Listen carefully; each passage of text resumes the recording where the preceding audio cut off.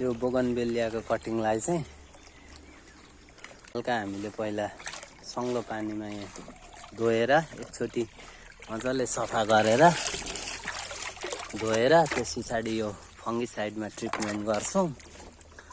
अनि यो फङ्गिसाइडमा 5 मिनेटको लागि ढडियाएर क्यारेटमा निकालेर 5 मिनेट ओबाउने।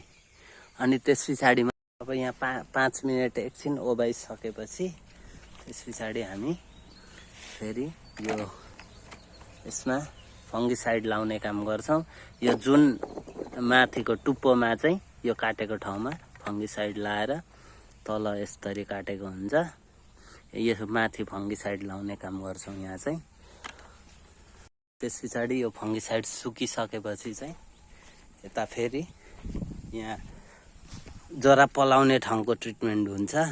यसमा चाहिँ हामीले यो जमिनको 3 फिट मुनिको माटोमा चाहिँ चालेर मसिनो चालेर रुटेक्स र थोरै फङ्गिसाइड लगाएर यस्तो गोल बनाएर चाहिँ यसमा डुबाएर यसमा उँधोपट्टि चोबेर फेरि हामीले यसलाई 5-10 मिनेट जति सुक्न दिन्छौँ। यो सुक्नु पर्यो।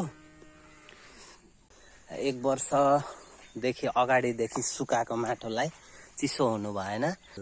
मिक्सर बनाउँछौँ। हाम्रो चाहिँ अलि कालो माटो भएको कारणले हामीले अलिक कम भुस हालेको छौँ। अलि रातो माटो हुनेले चाहिँ अलि बढी भुस हालेर त्यस पछाडि यो तरिकाले सुकेको माटोमा यसरी मजाले एकचोटि गलक्क हुने गरी अघिल्लै दिन भिजाउने। अब आज कटिङ हाल्ने, आजै भिजाउन मिलेन, अघिल्लो दिन भिजाउने। र यतिको साह्रो माटो भएर यो माटो बसिसकेपछि हामीले यसमा कटिङ हाल्ने। कटिङ हालिसकेपछि यसलाई हामीले 30 देखि 35 दिनसम्म प्लास्टिकले, सेतो प्लास्टिकले, उज्यालो चाहिँ भित्र प्रकाश छिर्ने खालको प्लास्टिकले यसलाई हामीले 30 देखि 35 दिनसम्म कभर गरिदिने हो।